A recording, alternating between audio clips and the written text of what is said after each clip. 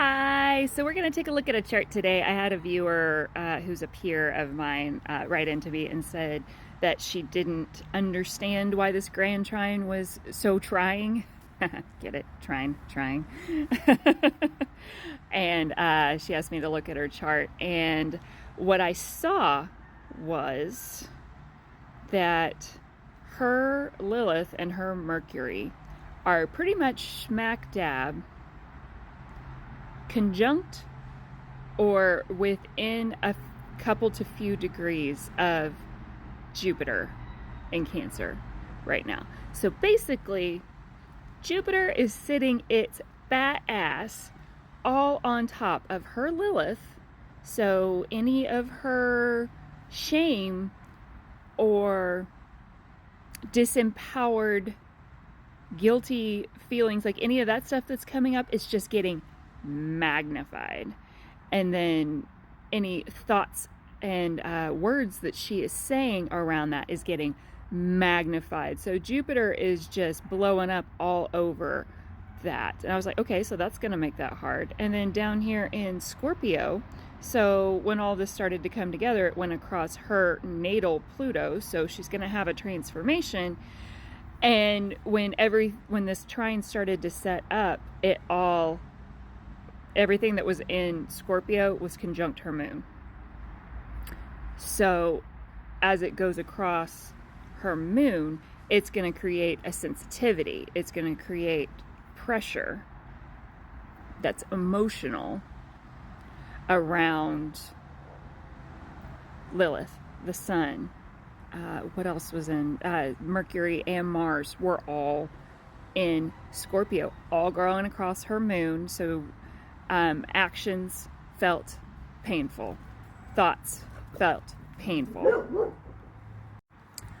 her wounding felt painful, because remember, her natal Lilith is being blown up by Jupiter. So with transiting Lilith sitting in her second house, she may be feeling a lot of shame around money, finances, values, safety, stability, and comfort.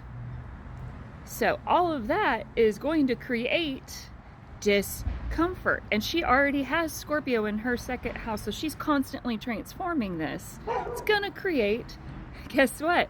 Discomfort. And then let's swing over here to her Pisces house. She has Pisces in the sixth house. Now, yes, it is an empty house, but that just because it's an empty house doesn't mean that you're not going to feel things in that house. It's just going to be a little more freeform. It's not going to have a specific font without a planet in it. But that's her sixth house. That's her house of day-to-day habits and routines.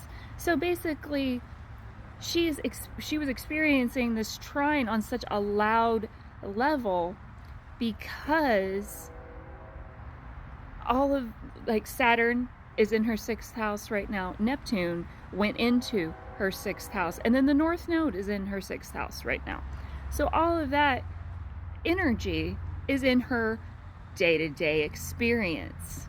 So everywhere she was looking, in every part of her routine, in every part of her day, she is experiencing all of this grand water trine energy. That makes me uncomfortable to say. That's a lot. So no, while she couldn't see what was obvious with the grand trine in her energy, as soon as I took a look at it, I could feel how it was expressing itself, how Jupiter was blowing it up, and how it was just day-to-day, like, grind being thrown in her face with that sixth house Pisces. So yeah, I have talked to her. She's feeling a lot better now that things have started moving into Sagittarius, because Sagittarius is her third house. So it's just higher perspective communication. It's higher perspective action. It's a freer energy. It's just a lot more fun.